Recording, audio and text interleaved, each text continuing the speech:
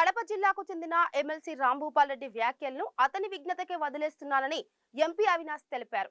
Law and order వైఫల్యానికి కూటమి ప్రభుత్వమే బాధ్యత వహించాలన్నారు. ప్రజలను తప్పుదోవ పట్టించే ప్రయత్నంలో టీడీపీ అక్రమ మైనింగ్ వినియోగించే క్రమంలోనే జిలెటిన్ స్టిక్స్ ను విచ్చలవిడిగా అమ్మకాలు కొనసాగిస్తున్నారని ఆరోపించారు. వైద్య శాఖలో ఎన్ఎంఎస్ మంజూరు చేసిన 750కి పైగా సీట్లను కోల్పోయే పరిస్థితికి తెచ్చింది కూటమి ప్రభుత్వమే అన్నారు. గత ప్రభుత్వానికి మంచి పేరు వస్తుందని, వైద్య శాఖ వ్యవహారాల్లో రాష్ట్ర మంత్రి సత్యకుమార్ అసత్య ఆరోపణలు చేస్తున్నారని ఎంపీ అవినాష్ ఆరోపించారు.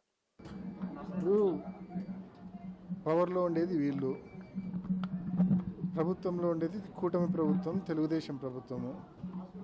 వాళ్ళ హయాంలో యాక్సిడెంటల్ డెత్ కూడా కాదు, జిలెటిన్ స్టిక్స్ యాక్సిడెంటల్గా ఏదైనా మైన్స్ దగ్గర బ్లాస్ట్ అయ్యి పొరపాటున జరిగిన పరిస్థితి కూడా కాదు. ఇది బ్లేటెంట్గా ఒక ఊర్లో ఒక మనిషిని చంపడానికి, ఒక హత్య చేయడానికి జిలెటిన్ స్టిక్స్, డెటనేటర్లు వాడి మనుషులను చంపుతా ఉన్నారంటే is it not law and order failure కాదా? అది కామన్ సెన్స్ ఉన్నోడు ఎవడైనా దానికి మళ్ళీ తిరిగి విమర్శిస్తున్నారు చూడండి, అది లా అండ్ ఆర్డర్ ఫెయిల్యూర్ కాదా? దీనికి కారణం ఏంది? అక్రమ మైనింగ్ జరుగుతూ ఉండడమే దీనికి ప్రధానమైన కారణం. ఆ అక్రమం, మీకు ధైర్యం ఉంటే, నిజాయితీ ఉంటే, శక్తి ఉంటే, మీ కూటమి ప్రభుత్వానికి చిత్తశుద్ధి ఉంటే ఆ అక్రమ మైనింగ్ అరికట్టండి. జిల్లా వ్యాప్తంగా విచ్చలవిడిగా జూదం ఎక్కువైపోయింది. ఈ జూదాన్ని అరికట్టండి, దొంగతనాలను అరికట్టండి, లా అండ్ ఆర్డర్ ల్యాప్సెస్ని అరికట్టండి.